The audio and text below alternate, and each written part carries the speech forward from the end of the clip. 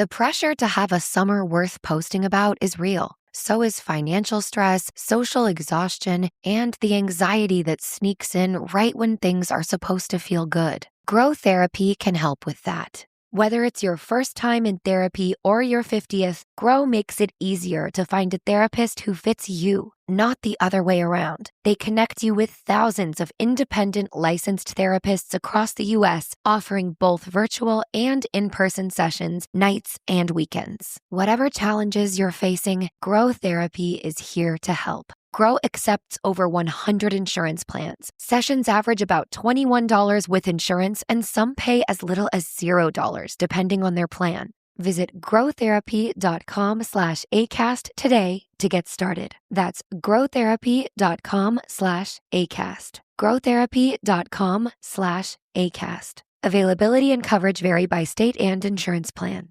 Hannah, I just Venmo'd you for dinner. Obsessed. I'm spending it right now on the lip gloss that's been sitting in my cart. What do you mean spending it right now? You can instantly spend your balance with the Venmo debit card or when you pay with Venmo at checkout. Stop. Say more. More exactly. The more you do with Venmo, the more you get, like earning up to 5% cash back with Venmo Stash. Get the Venmo debit card or check out online. Venmo Stash bundle terms and exclusions apply. Max $100 per month. See terms at venmo.me/stash terms. Venmo checkout not available at all merchants. The Venmo MasterCard is issued by the Bancorp Bank N.A. Blowing ad budget on metrics that look great till the CFO sees them. That's bull spend. And marketers are calling it out in Dashboard Confessions. I remember telling my boss, it'll be good for the brand, when leads were slow. Yeah, it wasn't. Cut the bull spend. LinkedIn lets you target by company, job title, and more. Advertise on LinkedIn. Spend $250 on your first campaign and get a $250 credit. Go to linkedin.com/campaign. Terms and conditions apply.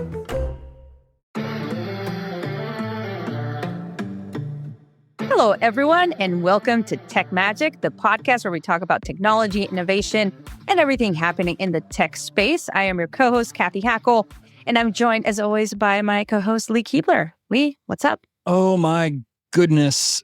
I'm so exhausted by technology news of 2025. So much so that I think DeepSeek might be as well, but we'll get to that. Okay, do you remember 3 months ago, we actually had an episode where not a lot of technology news came out, and we kind of had a hard time scraping together, a list of news stories that episode. And it is just be careful what you wish for. Oh my gosh, I know.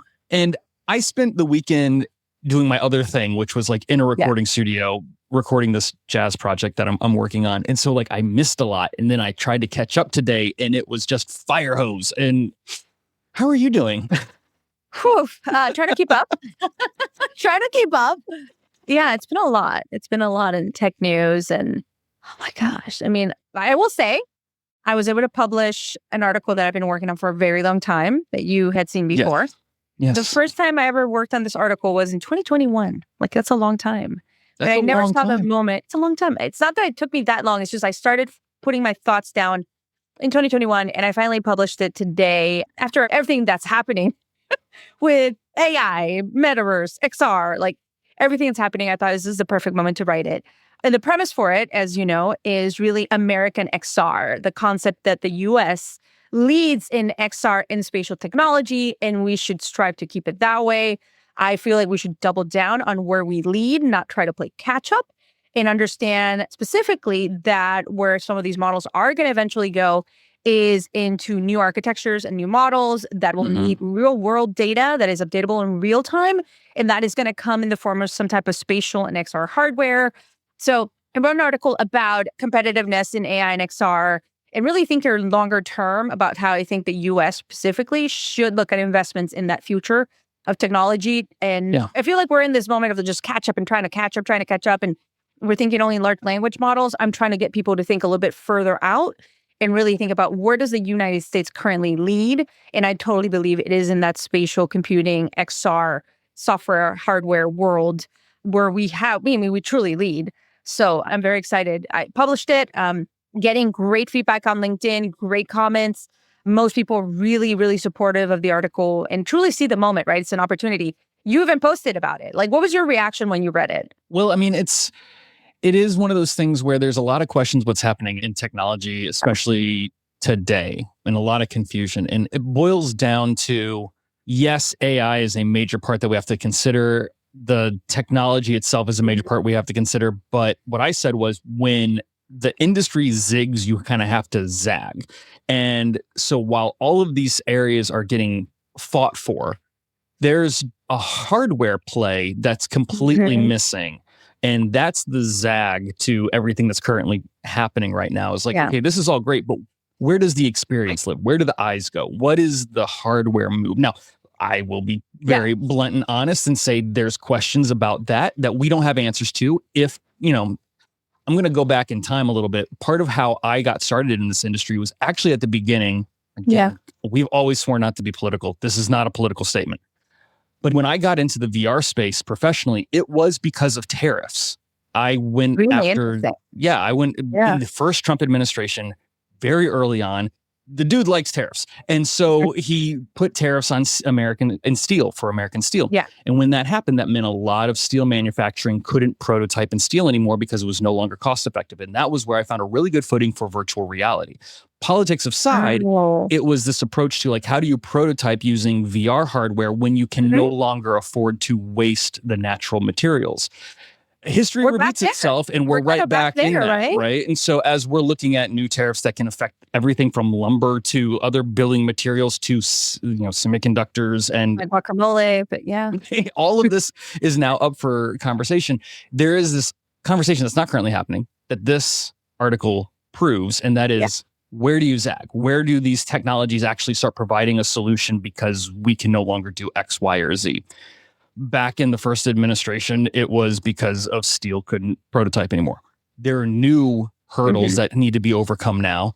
Where do we find those solutions? And that is something that, by and large, America's always been really good at. And when I say America, I mean people like myself who build things in garages, not people who run massive mega corporations with billions of dollars, because they're having a hard time right now.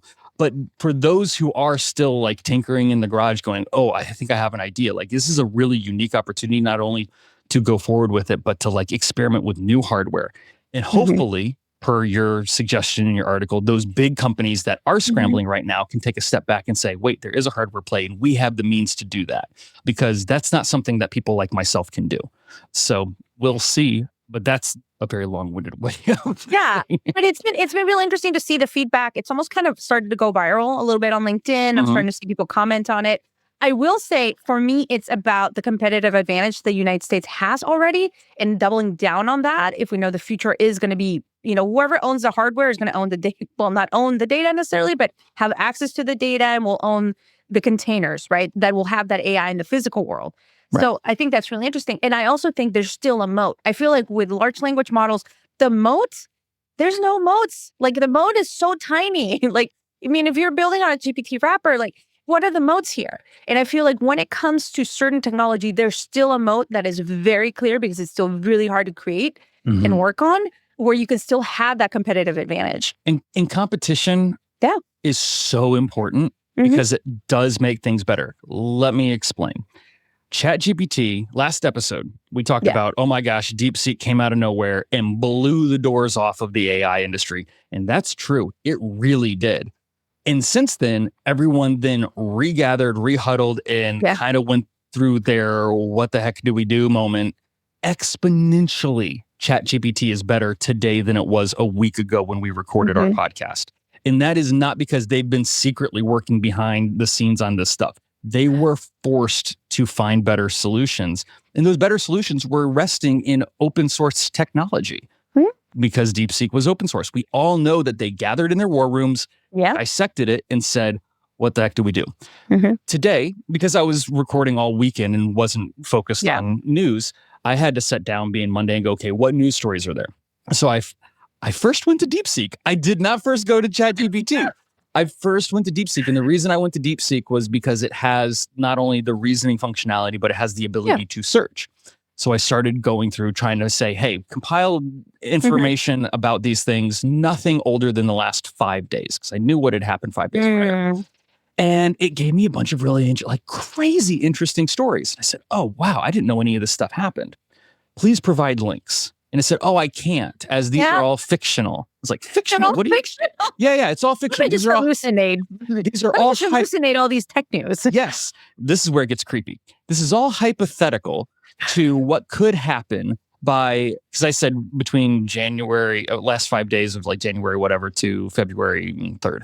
And it said of 2025. And I said, this is hypothetical of what could happen by the year 2025. And I was like, wait, what do you mean? Back up. DeepSeek, what year do you think it is? This is what I ask it. And it goes, October 2023. Dun, dun, dun. I said, wait a second, October 2023. And then I asked, who's the president of the United States? He goes, well, as of October of 2023, our current president is Joe Biden. And then I realized it's got a blockade up. It is currently, this could be a bug. This could be... We're recording on Monday. We're recording on Monday, February 3rd. Anything could change. But as of Monday, February 3rd at 3:17 p.m. West Coast time, DeepSeek cannot see past October of 2023 in its search results. I don't know why. So then I go, well, let's see what I can do with ChatGPT. And I go back and all of a sudden there's a magical search button I swear that wasn't there yesterday or the day before last time I looked at ChatGPT. Well, didn't they just launch it? Didn't they just launch that capability? I missed it. I was in a recording studio. Yeah, they're launching. I mean, they did Operator last week and then this week they did the research, the one that does a lot of research. Yeah, that crap works. It works really well. Is it better than Perplexity? Because I tend to lean really heavily into Perplexity for my research. Yes. Okay. Because I get all the same Google pings and I have the same Reddit account and like everything else that I get my news through that I filter and I look for stuff all through the week. It actually listed a news article that broke 33 minutes ago. That's really good. For those who've been following this, AI's never been able to get data that recent and then bring it into a logic-based system and provide it in a way that I can do something with it. Mm-hmm. So it was so strange when I saw this particular article that I thought to myself, this is a hallucination. This didn't happen. So I went and Googled it and was like, oh, this is very accurate. You probably went to that person's LinkedIn. Yeah. They actually do this. Interesting. It was wild how accurate it was. So I grew up in Florida. And in Florida man. Oh gosh. In Florida, greyhound racing up until recently was really big. And I never understood the interest or obsession that people had with greyhound racing. And I really get it now because I feel like I'm watching a greyhound race between DeepSeek, Perplexity, and ChatGPT. And they're all chasing this robotic rabbit. And I'm just sitting there with my ticket shaking it in the air. I'm just eating the popcorn. I'm just literally eating the popcorn. I'm like, okay, let's see what happens. It is crazy how fast this changed in a matter of a week.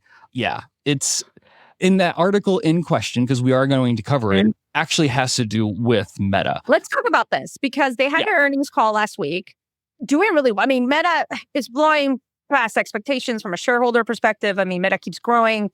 Regardless of any opinion you might have about some of their changes when it comes to fact checking and stuff. But as a company, shareholders should feel pretty happy, I would say. During the earnings call, they did have some really interesting things they mentioned. I think it was during the earnings call that Zuckerberg mentioned that it's going to be a make or break year for the metaverse. I'm not sure if it was in the earnings call. It was their all hands or whatever, but it was in one of those two where he mentioned the metaverse being a 2020 this year. It came, actually, from my understanding, it came from Andrew Bosworth. And it was Boz that said it? It was started in a leaked memo, and then they had to say the quiet part out loud. And then because I remember it's 2025 is a make or break year for the metaverse, and that there's going to be improvements to Horizon and these sorts of things. They talked about the Ray-Ban Meta AI glasses selling, I think, over 1 million units. I think that's the number that's been pushed around. Which is crazy impressive. Great. I mean, great. It really is. So that was part of it. They talked about how much money Reality Labs was making, how much it was losing. I mean, expectations for it, those sorts of things. Yeah, he quite literally said that they either have to prove the metaverse this year or it will be considered, and to quote, a legendary misadventure. Mm-hmm. So we shall see. And I think a big part of my question mark on that statement is, what are you considering the metaverse? What is the metaverse to them, right? Because if it's just Horizon, no. If that's what they're talking about, then yeah, I think it actually might be a legendary misadventure. That software platform is struggling to take.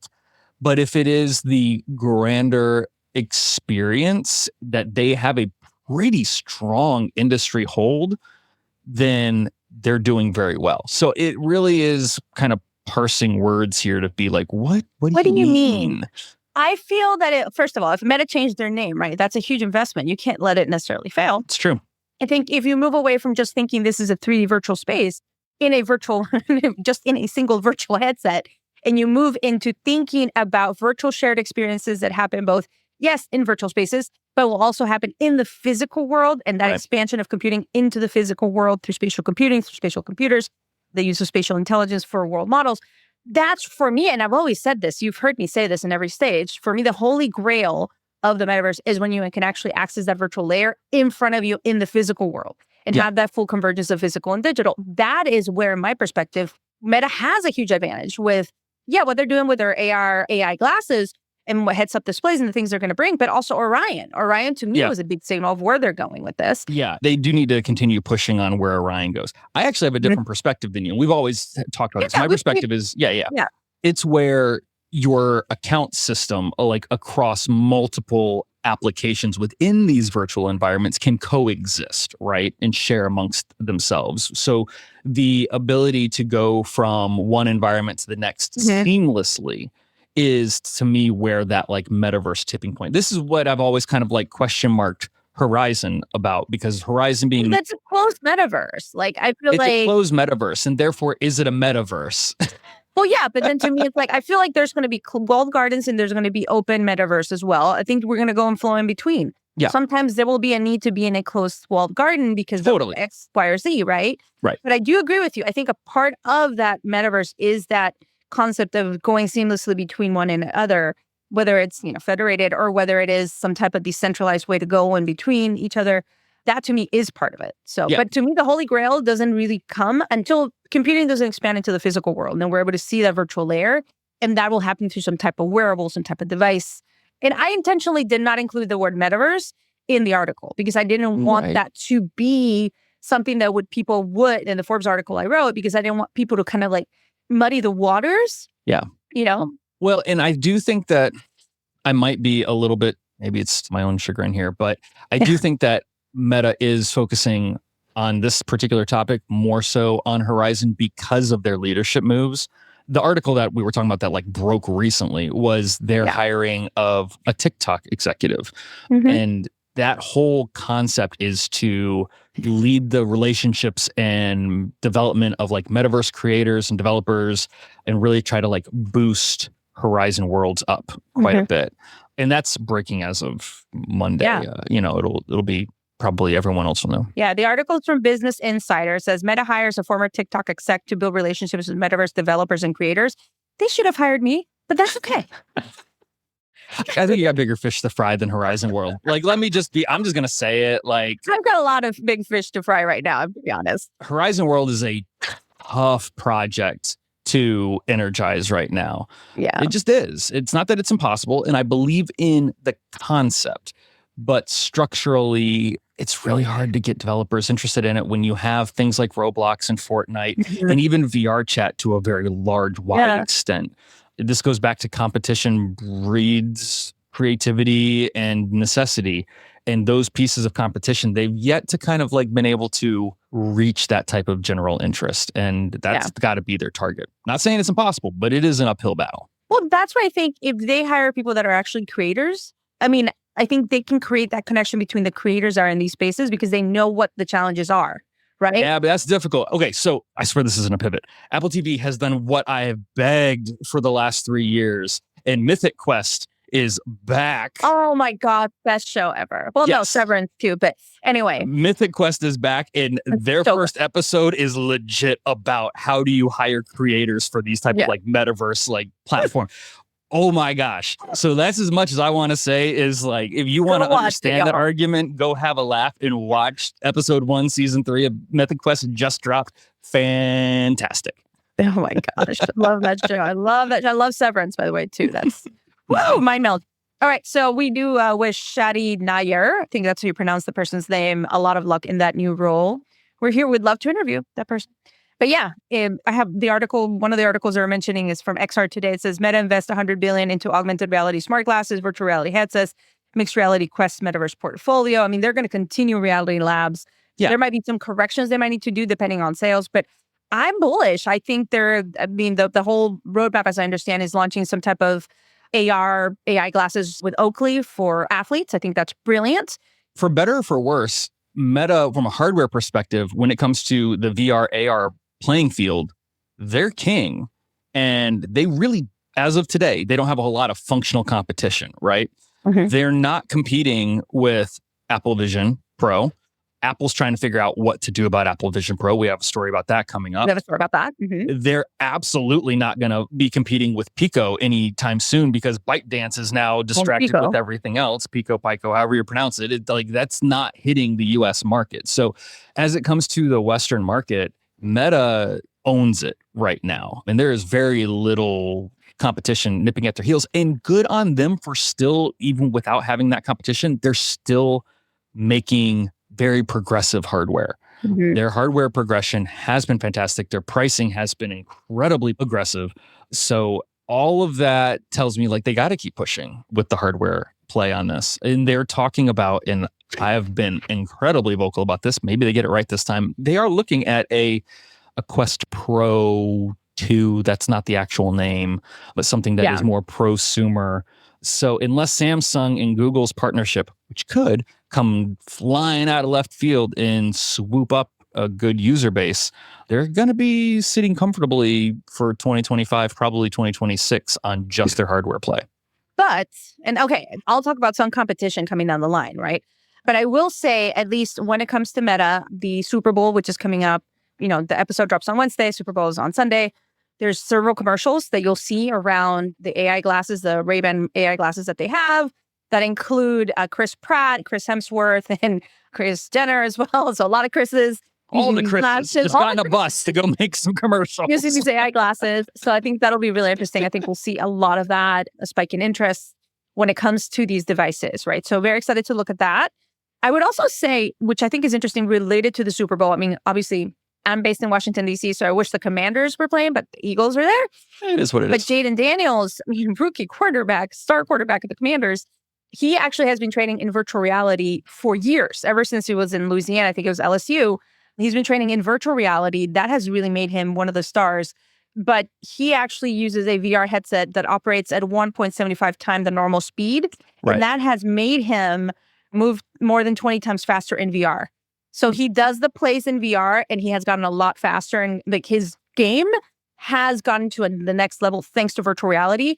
As I believe when he did the contract with the Commanders, VR training was part of his contract. Yeah. Because to him, it was so important. So that link between immersive training, sports, whether it's AR, we're used to augmenting reality, seeing the lines when we're watching the Super Bowl or any football game. Yeah. Right? Or even any sports, really. We're used to seeing those lines that are not there when you're in the actual physical world. Right. So that, but also looking at VR and the training that is happening in these spaces and how it's making better players. So very relevant. Oh, yeah. The VR training aspect, which has been a conversation all going back to the dawn of virtual reality in the 90s, really. I mean, VR training kind of was its birthplace in NASA to kind of start off on it's a simulation device. It's always been a simulation device.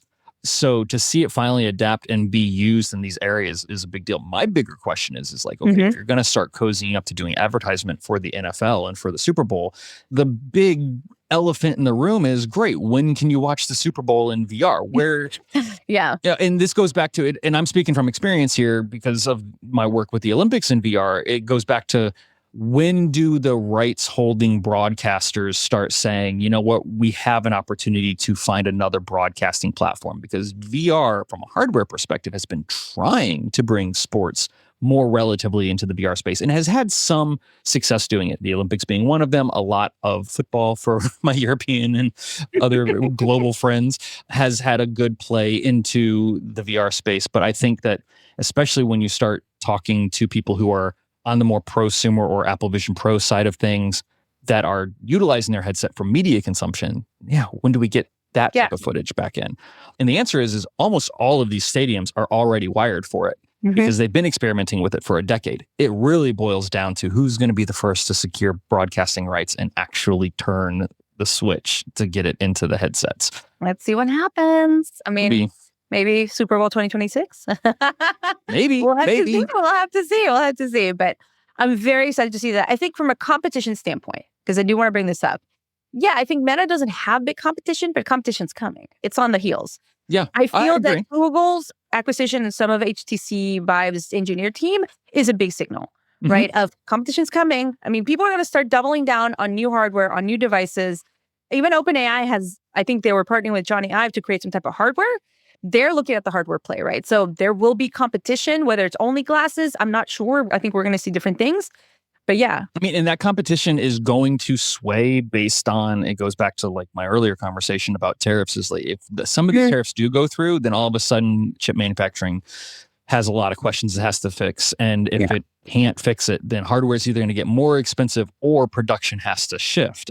Those are just the realities. And I don't know what the market can bear from a hardware cost perspective. And that is a big part because Meta has undercut the cost of VR headsets and wearable headsets so diligently. I mean, really, you and I were talking about it. Even the Meta Ray-Bans are not that much more expensive than just Ray-Bans. The regular Ray-Bans, yeah. So there's some type of market cut here happening or deal struck here. So they know there's been a significant amount of study put in place of what the market will financially bear, and they're hitting that target very well. And it could really shift in major directions just with tiny little increases in technology costs. I think Oakley in sports, I mean, if you partner with the right people and you hit that market where it should be, I don't know. It's very powerful. I'm really excited to see kind of what happens in that sense. Even when I was in the Middle East in Dubai, there were the conversations and the talks that they're going to start selling the Meta Ray-Ban sunglasses there as well, right? So they're going to be, I mean, that's a pretty huge luxury market. I think that's exciting. I'm actually heading back to the Middle East on Friday. I'm going to Riyadh for Leap, which is their big tech event. I'm speaking at Leap and then Leap Fest. And I'm doing a talk. One of the talks is on the multimodal metropolis. So moving from just smart connected cities to truly cities that are alive, that where AI and data and everything kind of comes together. So really looking forward to that. And then doing a talk on all the new trends that are coming.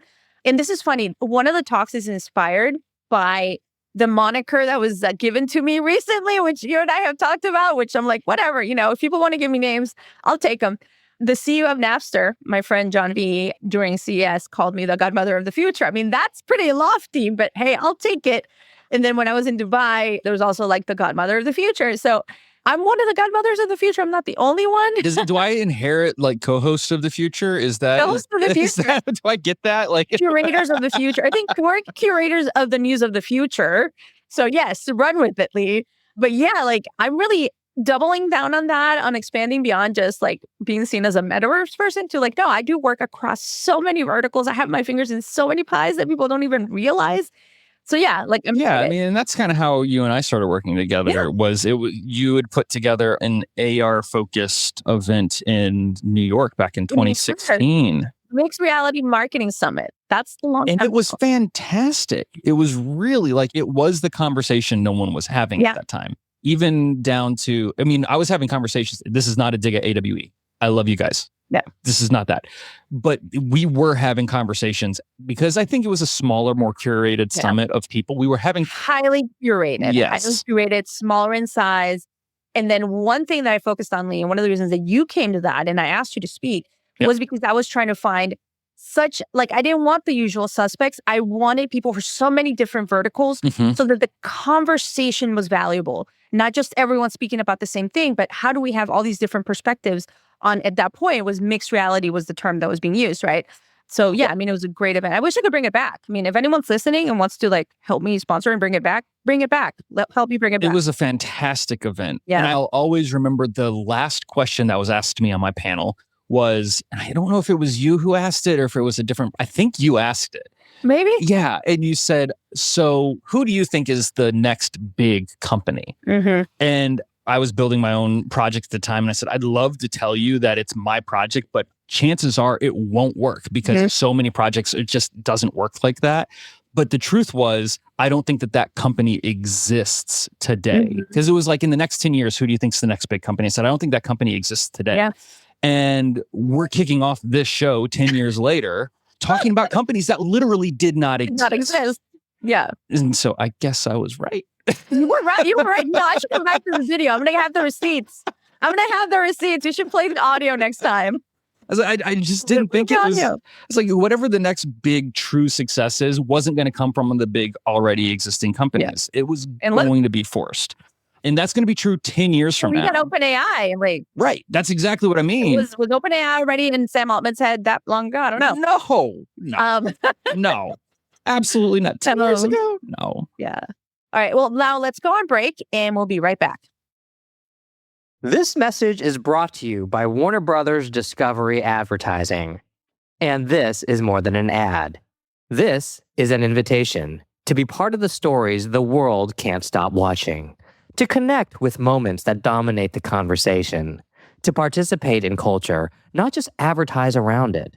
With the most sought-after IP, passionate audiences, and an advanced AI-powered foundation, WBD Advertising transforms attention into influence and impressions into outcomes. This is innovation. This is impact. This is opportunity. This is Warner Brothers Discovery Advertising. Visit advertising.wbd.com to learn more. Are your ad campaigns lighting up the dashboard, but not the pipeline? That's bullspend, and marketers are calling it out in Dashboard Confessions.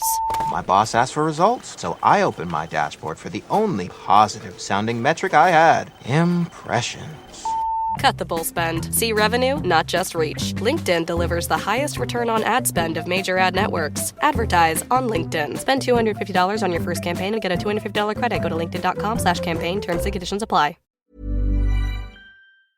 This message comes from Jackson. Taxes aren't something you can only think about once a year. With investments, planning for tax day is year-round. Fortunately, Jackson offers tax-efficient products. Visit jackson.com for more information on how our products can make your tax bill a little bit less painful. Jackson is short for Jackson Financial Incorporated, Jackson National Life Insurance Company, Lansing, Michigan, and Jackson National Life Insurance Company of New York, Purchase, New York. The pressure to have a summer worth posting about is real. So is financial stress, social exhaustion, and the anxiety that sneaks in right when things are supposed to feel good. Grow Therapy can help with that. Whether it's your first time in therapy or your 50th, Grow makes it easier to find a therapist who fits you, not the other way around. They connect you with thousands of independent licensed therapists across the U.S., offering both virtual and in-person sessions, nights and weekends. Whatever challenges you're facing, Grow Therapy is here to help. Grow accepts over 100 insurance plans. Sessions average about $21 with insurance, and some pay as little as $0, depending on their plan. Visit growtherapy.com/ACAST today to get started. That's growtherapy.com/ACAST. growtherapy.com/ACAST. Availability and coverage vary by state and insurance plan. All right, Lee, we're back from break. Definitely want to talk a little bit about what's going on, or at least some of the news that are coming out of Apple. We don't know, but this is just something that was published in The Verge. And I think it was also Mark Gurman from Bloomberg who was talking about Apple abandoning their AR glasses project as well. So it's supposedly codenamed N107 and will continue to focus on its Vision Pro ecosystem, etc. I mean, I'm not sure whether this is true or not. Sadly, I think that's a bad move if they're not focusing on AR glasses. I mean, I think they should double down. I think they should focus on the future of hardware. I think they have a lead in a lot of those things. I don't think this is like the car situation. So that being said, well, I want your take on that. And then I'll mention something that they just did that I found super interesting that Apple just did. Well, all of this is weird speculation because part of the conversation is saying, okay, they're going to move away from this and they're going to go back and kind of revisit the conversation with Apple Vision Pro. Let's just break it down like this. Apple is not in a position to make a piece of hardware that can get the mass adoption of the iPhone today. They can continue to make the iPhone because they've corralled a huge user base into an ecosystem that they must have. And it's very hard to escape that ecosystem. And it is just easier to play along. But we have seen the lines for the iPhone no longer wrap around the building. Yeah. And people do not upgrade year after year. So you're seeing more gradual leaps in iPhone users of, I'm going to go from an iPhone 13 to an iPhone 16, as opposed to I'm on the iPhone 15 and I want that new on the iPhone 16. Well, we don't see that today. Their computers have an equally difficult situation, but they've always kind of been a 5-year turnaround on their computers. So how do you take a piece of hardware as expensive and complex to build as the Apple Vision Pro or glasses like the N107 and convince people that they've got to drop? I'm not saying the N107 or whatever their code name is was going to be this much. I don't know. But we know it's probably going to be over $1,000 because they don't make anything for less than $1,000. We already most of us that have Pro Maxes and stuff pay over $1,000 for your phone. Totally. And that's their expectation. But is there a marketplace to provide that? Whereas you've got Meta, who has dominated the situation. They don't really sell anything that's over $500. Anything. They tried to sell the Quest 2 Pro at $1,200 and the market told them that was too expensive. So Meta doesn't actually sell a piece of hardware to the mass population that's over $500. It doesn't exist. And Apple does not have a way to make anything other than maybe their keyboard and mouse that is less than $1,000. So they've got a profit margin issue or something where I just don't think they can do it until they can come up with something that legitimizes the price discrepancy. And luxury isn't going to do it anymore. And they don't have an ecosystem that proves that hardware currently. See, the thing is, I wouldn't bet against Apple. I'd never do. As you know, I think that even if they cancel things, I think they're still going to have people working on whatever comes next. Yeah. I was in that camp of don't bet against Apple until the Apple Vision Pro. And the Apple Vision Pro missed the mark on so many things that it made me question how they designed it. And if I'm sitting here questioning how Apple designed something, the only thing that they want to be known for doing. Design. Yes, what they're doing really well. It makes me question, it makes me bet against Apple. The show has the receipts. Go back to when we were talking about the AVP. I was saying something completely different. I was with you. Don't bet against Apple. Has it proven to be the success? The success that we thought maybe it was going to be? No. I will say there is some positive news in the AVP world. Sure. Around healthcare and medical. There's actually an article in Popular Science that says the future of the Apple Vision Pro is in medicine. 1 year after its release, the headset is springing up in operating rooms and doctors' offices. Very much true. And then at the end of January, Sharp Healthcare hosted the inaugural Spatial Computing Healthcare Summit. It started to pop up in ORs. I definitely see how for healthcare, a $3,500 device that allows you to have maybe more precision or do something better is not that expensive, right? Right. When you're talking about, robots for operations that cost even if you go back to before the break when you were talking about training in VR, that cost is negligible when you're talking about an NFL player, right? There are professional enterprise solutions that are necessary here, but the AVP really wasn't marketed as an enterprise solution for anything. And I totally understand where it is the most processing powerful all-in-one VR headset. I know they don't want me to call it a VR headset. It's a VR headset. It's a spatial computer. Whatever. It's a duck. So if it quacks, it's a duck, okay? It's a duck. All right. Potato, but okay. Sorry, Tim. But I do think that those things are out there and they can do things that the Meta headset can't do. But I'm simply looking at a mass adoption piece. When you start talking about glasses, can Apple hit the right market that competes with, because they're no longer competing with Meta at that point, they're competing with Ray-Ban. And so if they already have Ray-Ban, who are you going to, you know what I mean? To make that user connective tissue to a brand that already makes sense. There's a lot that's impressive, but it does make me question. I don't know. Well, I think, the future of spatial goes through not just the AVP, but also through AirPods with cameras. I don't know. Apple's just in a weird situation. Everything that they put out right now has to be like caveated. This is true. Well, yeah, even Apple Intelligence, I'm not like... Apple Intelligence has scaled back since its launch. I've noticed this. In summaries. Yeah. So I'm like, you and I are both writers. We write constantly. And so one of the things I was excited about Apple Intelligence was proofreading, just making sure my grammar was correct. I don't want you to hallucinate. I don't want you to change anything in what I'm writing. I just need you to tell me if I actually understand what to do with the semicolon. And so I used Apple Intelligence to do my proofreading for my grammar. And I realized I was writing last week, it no longer can do a full page of text. You have to do it a paragraph at a time. And that was not a situation. That came in an update. They've had to scale things back. They're fine tuning. They're recognizing these things. And it just comes with this idea that everything Apple has put out, even the iPhone 16, where they launched it and every advertisement said, you're going to get the iPhone 16 because you want Apple Intelligence, asterisk. Currently not available on the iPhone 16. Apple's got to do something about that asterisk because everything they're putting out has a caveat right now. It feels weird. It feels real weird. And I'm not an Apple hater. I'm an Apple user. My main computer in every studio I work in is an Apple device. But it is one of those things where it's getting dicey. It's strange. I don't know what they're going to do. Trip down memory lane for anyone watching the video. I don't know if you can see that, but that's a picture of me February 2nd of last year at the Fashion Center at Pentagon City. Was one of the first people in DC to get a Vision Pro.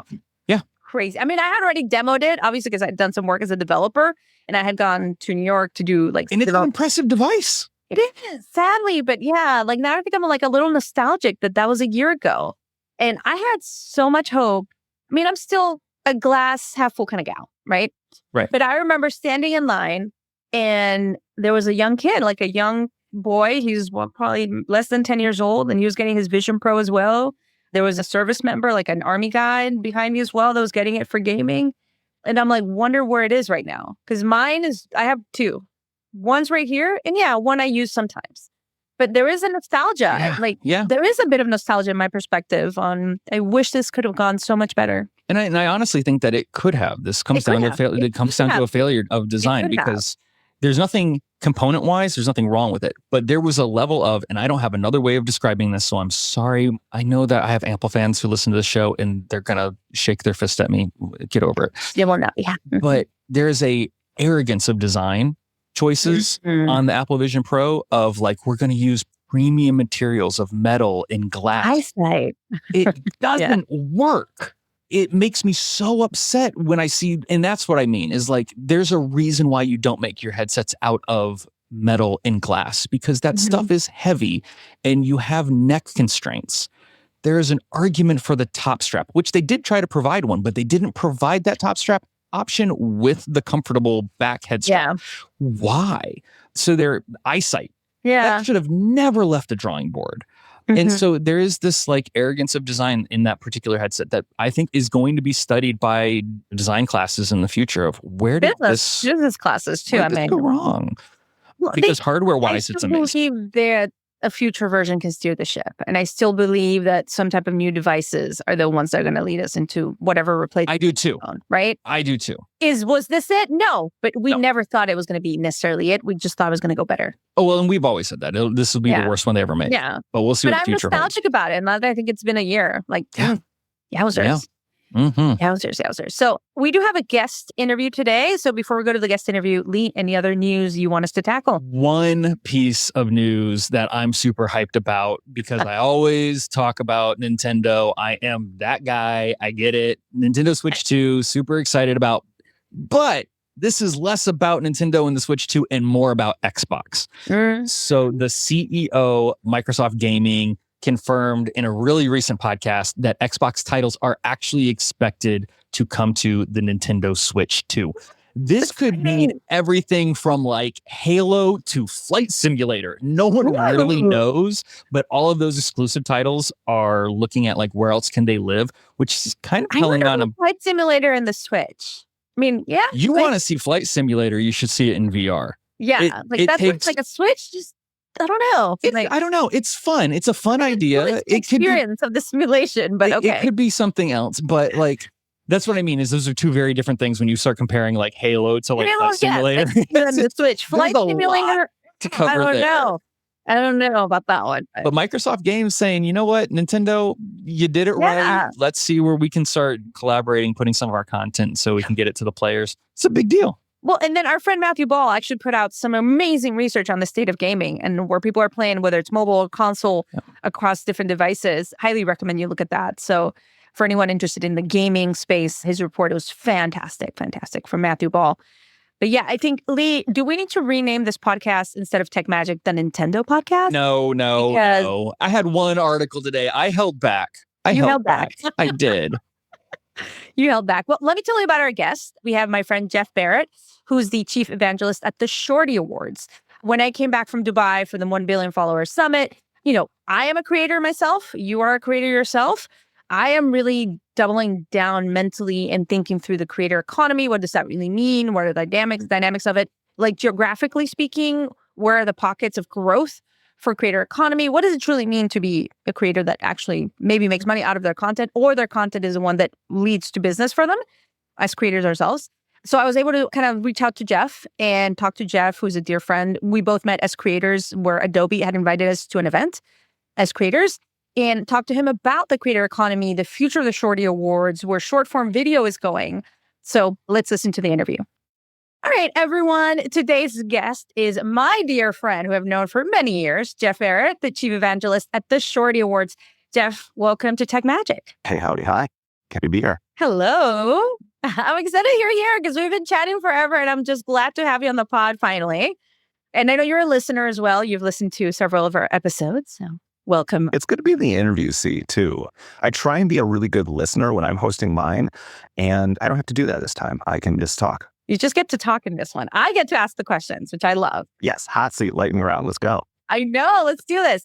So I want folks to hear about the Shorty Awards. I think a lot of people listening to this pod probably know the Shorty Awards, but we do have a very international audience. We're growing in a lot of different places, and they might have heard of it. They might not know the Shorty Awards. So just give folks kind of like a 101 on what the Shorty Awards are. Yeah, 17 years in now. I've been involved with the organization now for 10 years. I've won one for Best Business Blogger, which just kind of points to how much this awards show has adapted over time. I think it's always been at the epicenter of the creator economy and whatever that was at the time, but it's platform agnostic, even though there have been platform awards at times, but it's the best in advertising, short form media. We have the Real Time Academy for short form arts and sciences too. So that's kind of our board who can judge.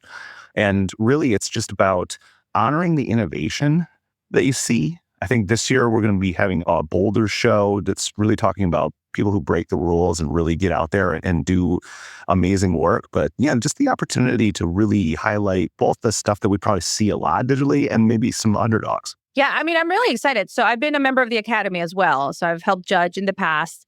And yeah, just the amount of creativity and just innovation. Like, I've always been surprised by some of the creators and some of the brands that are bringing really fresh content to short form. Absolutely. And sometimes the greatest innovations come from when, you might be restricted or the budget is small or you have something that you have to kind of work around. That's always the most interesting thing. But yeah, generally, I really am always profoundly interested. Like I've judged for a long time too. And now in my role in the last couple of years is kind of trying to enhance the brand and build it out to where it's more year round rather than a couple of events out of the year, because we have our regular show in May and then we have Impact, which is more CSR focused in November. But we're really trying to, interestingly, we've sat at this position where we have the data and what works and what doesn't to really inform and better collaborate with the agency world on the creator economy. Yeah, I mean, that's great. And in your role as chief evangelist, you've also hosted the show, I believe, right? I did host the show last year, which was an honor and a privilege. And I don't want to do it every year because also people will get sick of me, but it was wonderful to be up there. And I don't have moments, as an extreme extrovert, I don't think I have a lot of moments where I get nervous per se, but I was certainly excitable.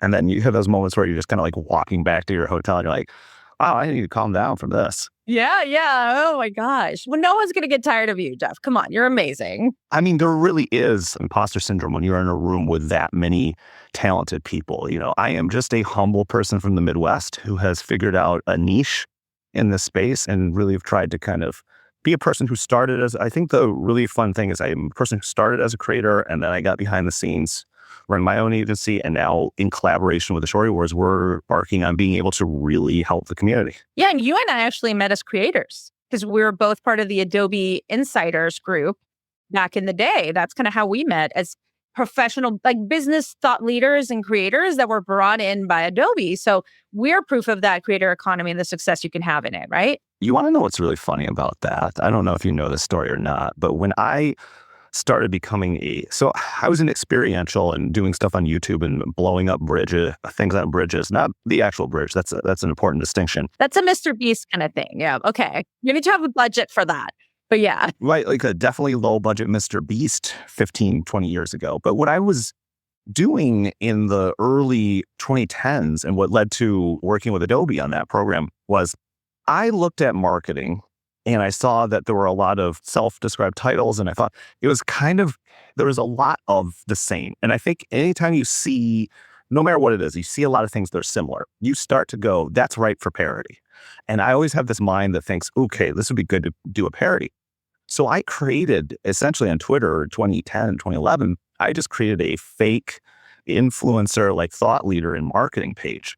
And the whole thing was a parody. And I was giving demotivational advice. Like if everybody was trying to be like a motivational speaker, I was kind of doing the opposite. I was like, yeah, you should sleep until 11. You should do this, like don't hustle.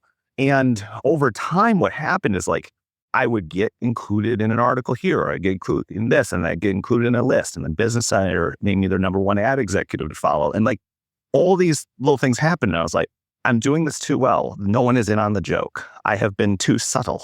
And so then we're like, this is a parody account, y'all. Yeah, it was a parody account. And so I was like, well, I guess I should just kind of go along with the joke. But Adobe was great because that was one of the first times that I was allowed to kind of create and implement what I thought was a much better model of working with creators, meaning that you do not treat it like a programmatic ad. You do not treat it like a media buy. And this is endemic in what I do now. And what, we're embarking on the Shorty Awards is that you have to treat it more like you would treat the HR department. And you have to know that there's exponential value in working with somebody the 7th time rather than the 1st. Oh, yeah. I agree. I think it'd be really interesting to hear a little bit as you look at the Shorty Awards, been around for a long time, has seen the evolution of content and creators from the Vine days to today. When you think of the current landscape, when you're thinking short form, when you're thinking everything that's happening with AI, with emerging tech, what is your perspective here on the current state of short form and where it might be heading? I'll take it in a direction. You tell me if you'd like me to elaborate. It's always kind of like we're yes-anding. But I think we're getting to a much more refined space. When I talk to creators, almost every one of them knows so much about the data and the algorithm and what to build for. And we kind of talk about an 80-20 rule, which is that 80% of the content you're kind of building for that audience and the algorithm. And 20% you're just kind of dabbling and throwing different things out there because you don't know if something might lead to a different audience or something else. But just the refinement when it comes to creators and how much they know what works. I've always thought there's a general principle, which is that I started in MySpace and have evolved all the way to Substack. And there's a lot of twists and turns along the way. Like I was very into Vine. And I think you can tell sometimes if a creator was into Vine because of just how well they're able to quickly do their cuts in 6 seconds, right? I think the biggest things we try and look at is it's more in how you connect to audience rather than it's how you navigate platform. That being said, though, like if you see that there's a shift to LinkedIn allowing more on video, right?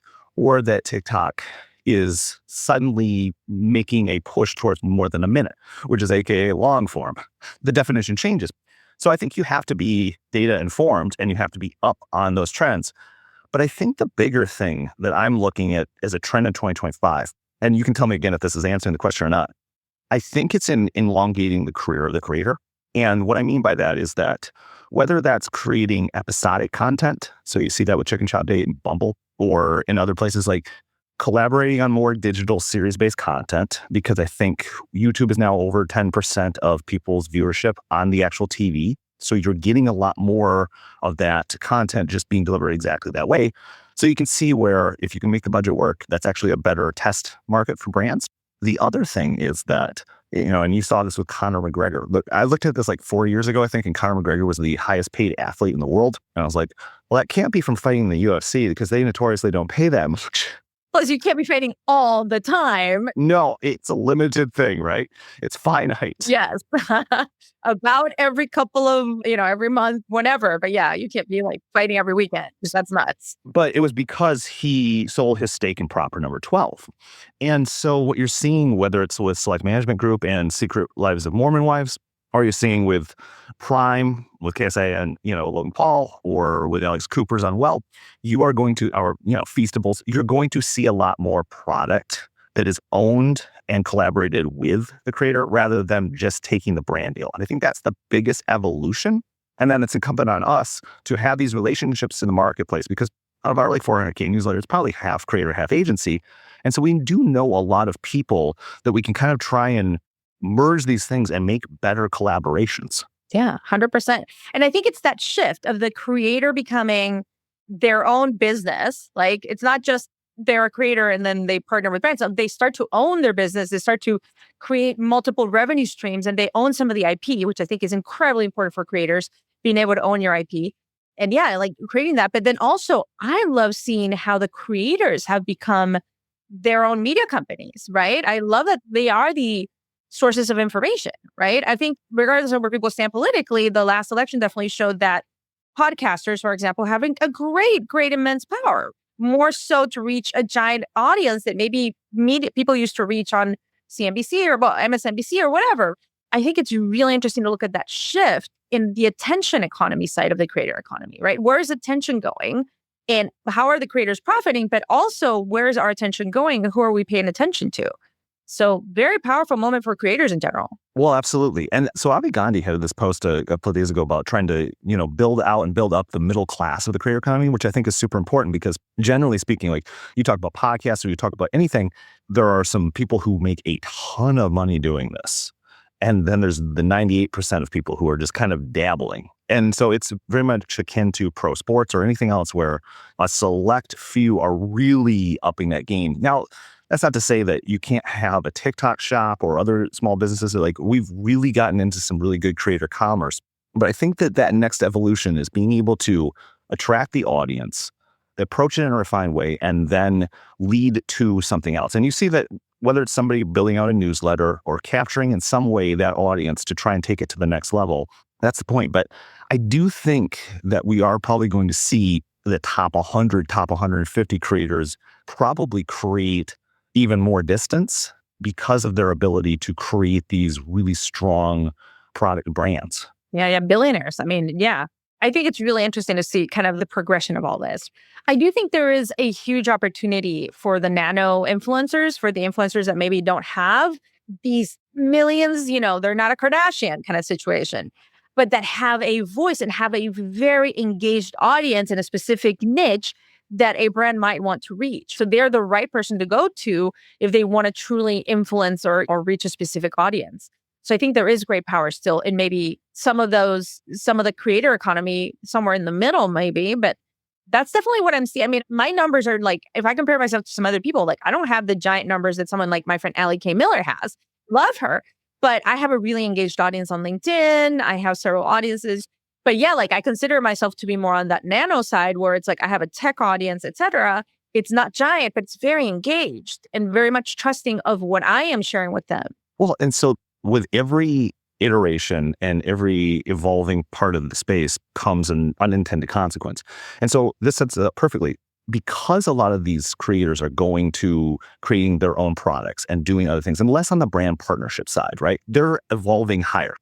This is going to create a greater emphasis then for the brands to work with mid-scale or, nano influencers. And what's really interesting about that is that if you create the right incentives and you create the right growth trajectory, then you can actually have a large group of creators involved with your brand and they grow with you.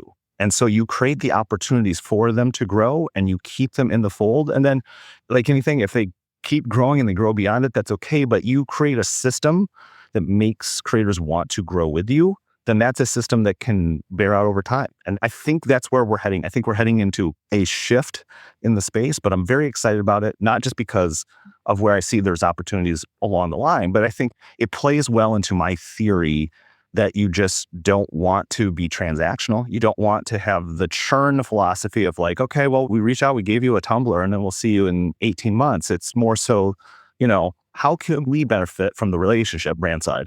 And how can the creator benefit from the channels and the prestige and the relationships the brand has? And if you think about that, I mean, that's going to allow any creator a better growth trajectory. Because I would rather be able to bet on myself and grow as a creator and 10x what I'm doing than take a very small payment. Yeah, I agree with you 100%. And even in my personal, the work I do with some brands, I was negotiating a contract recently.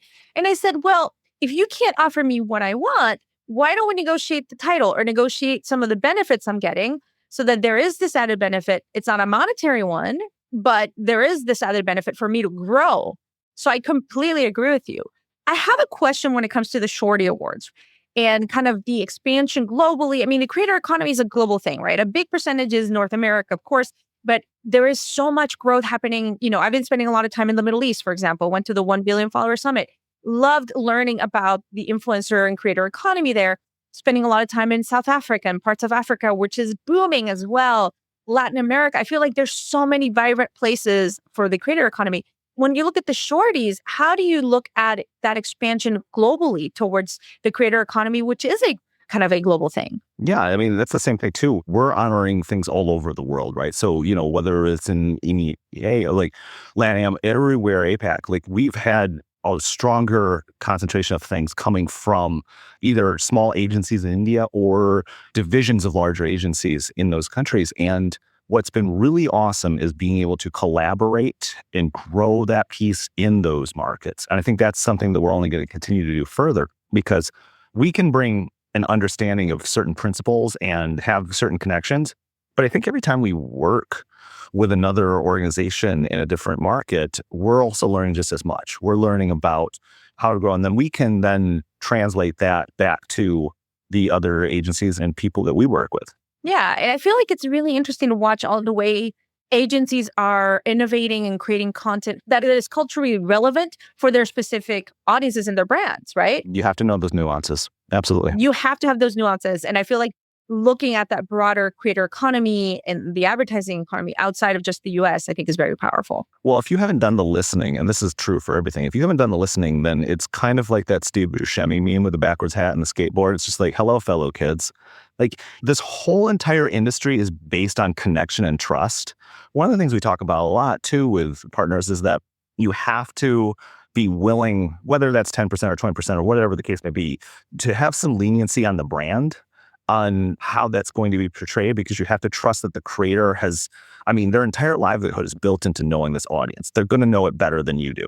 And so you have to give a little there. But then they also have to give a little to kind of bridge that gap as well. So again, it's the trust and the connection. That's why I kind of harp on, again, work with people for 10 times and you will get a really refined, great thing. And then also people will know them for that. It's the same thing. Like if pick insurance mascot that you want, whether it's Flo or Jake from State Farm or whoever it is, or Geico's Geico, or Gecko, whatever. Right. Limu, Emu, right? You just know that it's the same general principle that you do this over time. People are going to recognize it for that. And if you do it creatively with the right intent and you can bring that audience with you, people are invested in that creator's success. They're going to follow. Yeah, 100%.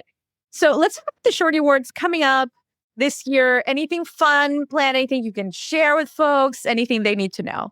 That's a lot. That's a lot. Yeah, mid-May in New York. Not a lot that I can share yet. We're a little early on that. But I will say that having looked at some of the submissions and the work that we have, I think this is going to be a bolder show that's a little bit, kind of think of this show as what Liquid Death would be. Ooh, I love that. Liquid Death is like one of my favorite go-to brands for anything marketing. They're just fantastic. I got to talk to Andy Pearson for my podcast. It's no fluke. And it is inspiring to be able to talk because one of the things he said, he's like, well, in the room, we just try and come up with the dumbest idea possible and then we try and defend it. And I thought, that's fun. And if you look at the through line of like brands that people love to talk about the most, whether that's Liquid Death right now or Duolingo, it's the empowerment of the team to freely go after the things that they think will work because they understand what that audience wants. I absolutely love that. And they always hit the mark. Like, even when you think, how is this going to even like take off? It takes off. Like the diaper selling out for, like Liquid Death. I was just like, wow. Who doesn't want an 8-foot cooler/casket, right? Who doesn't want a hot fudge sundae sparkling water? Who doesn't want a Miss Fortune cookie? And that's, again, if there's a callback to this entire conversation, it's that a lot of things are always ripe for parody. Although you should probably be more obvious with it than I was. Yes. lesson from the past. So, Jeff, for folks that want to learn more about the Shorties, connect with you, where do they find you? Where do they find more information on the Shorties? Go to shortywords.com. You can check out our newsletter that goes out 2 times a week. We might be doing it 3 times a week. Check out that a little bit more. We're working on something cool there. The podcast is called It's No Fluke. I think we're like 130 episodes in. And I've been on it, I believe. I think I've been on your podcast. You were. You were one of the early guests before I had like fully refined my interview style. So I feel like it gets much better.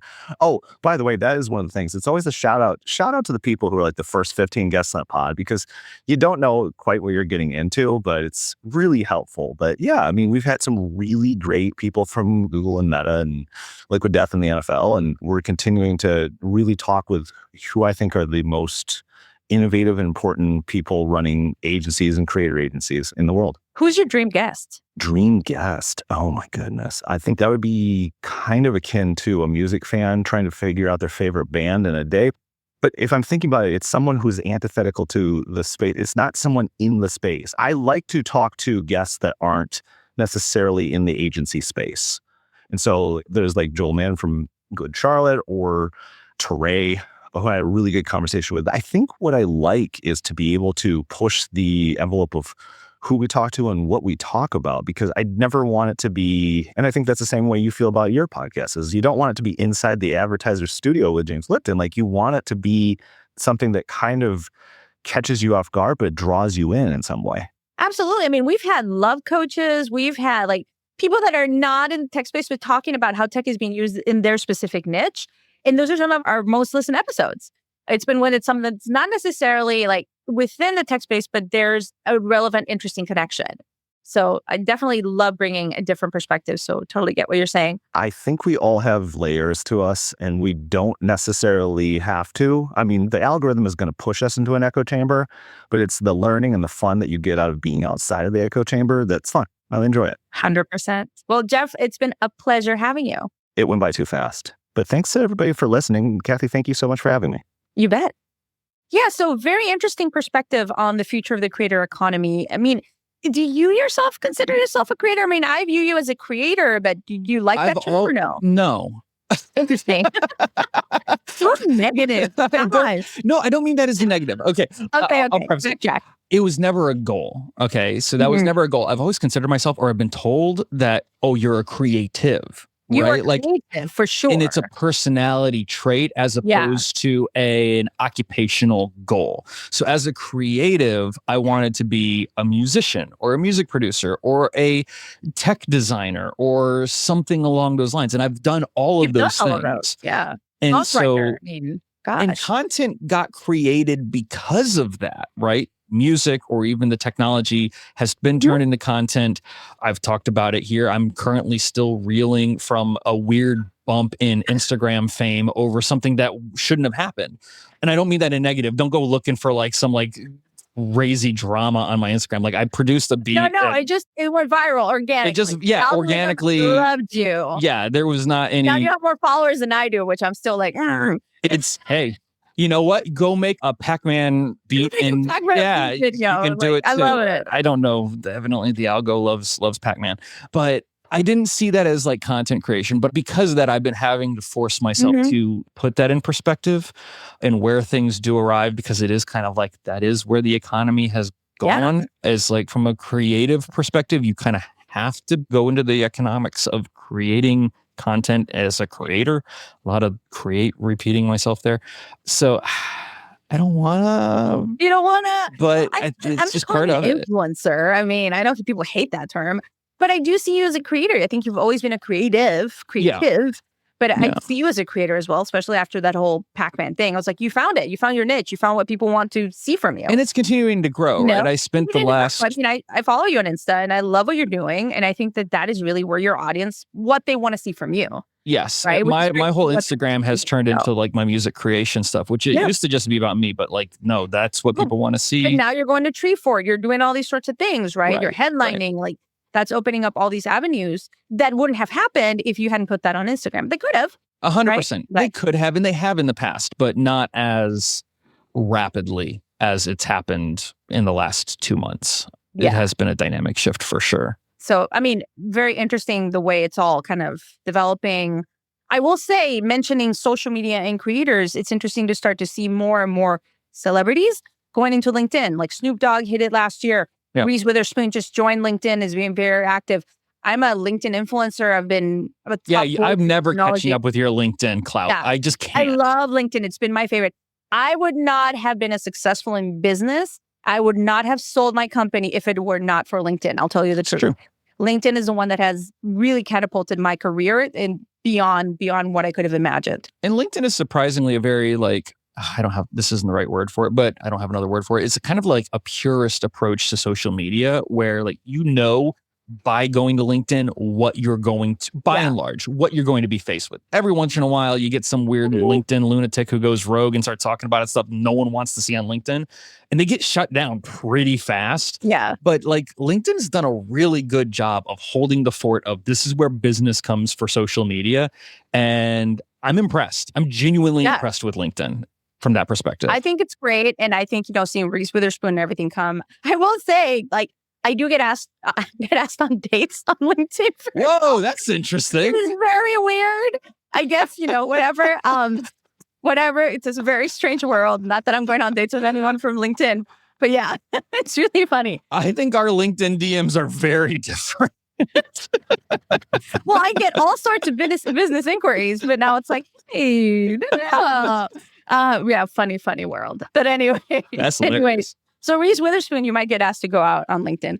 But anyway, I think that's the show for today, Lee. Yes, but before we wrap up, I always love to do the music recommendation. This is more of a testament to broadcast radio than anything, because I was completely unaware of this, but we have a fantastic jazz station here in Portland that still just plays whatever the DJ wants to play at the time, which I don't think a lot of places have anymore. And so this was a discovery just listening to the radio driving around town. So Soul Symphony is an album by a jazz group from the late 60s called The Three Sounds.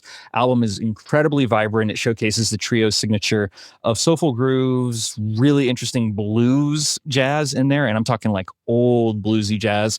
It's a real soundscape. So if you're looking for something different that can like just play in the background, the whole album you can stream on YouTube right now. And it is fantastic, or Spotify or whatever. It is the thing I'm putting on if I'm like doing dishes or cleaning the house or whatever, or just like making dinner. It's just playing in my background. So check that out. It's called Soul Symphony by The Three Sounds is the artist. What are you going through? I always come back to, what are you reading? What's your suggestion? Well, I'm reading a book that just came out called Employment is Dead from the Harvard Business Review. It's written by two friends. They actually asked me to blurb the book. It's in the back. So Adam Grant, for example, and myself and some other folks blurbed the book. Really interesting one. So Employment is Dead, highly recommended. You can buy it on Amazon or HBR. And then I do want to give a shout out to my friend Amanda Costco, who used to be a producer on Metaverse Marketing. Her book just went on pre-sale on Amazon. It's called Electric Runway, How Emerging Technologies Are Transforming the $3 trillion fashion industry around the world. You can pre-order it right now. It comes out in September. So awesome. Yeah, great stuff all around. Awesome. We will be back next week. Thanks for tuning into Tech Magic, where we always invite you to come for the tech, stay for the magic. I'm Lee Kebler here with the incredible Cathy Hackl, and special thanks, as always, to Adweek for bringing this show to you. If you'd enjoyed today's episode, please leave us a review. Let us know your thoughts. You can reach out to us. We love to connect with you. Obviously, now you know Cathy is super on LinkedIn. I'm on Instagram. I'm also on Blue Sky. We're kind of... It doesn't mean I'm going to date you, okay? I didn't say it doesn't mean I'm going to date you, but hey, who knows, right? Just joking. You can just search for Tech Magic, Cathy Hackl, or me, Lee Kebler, and you will find us on one of your platforms. Until next week, have a good one.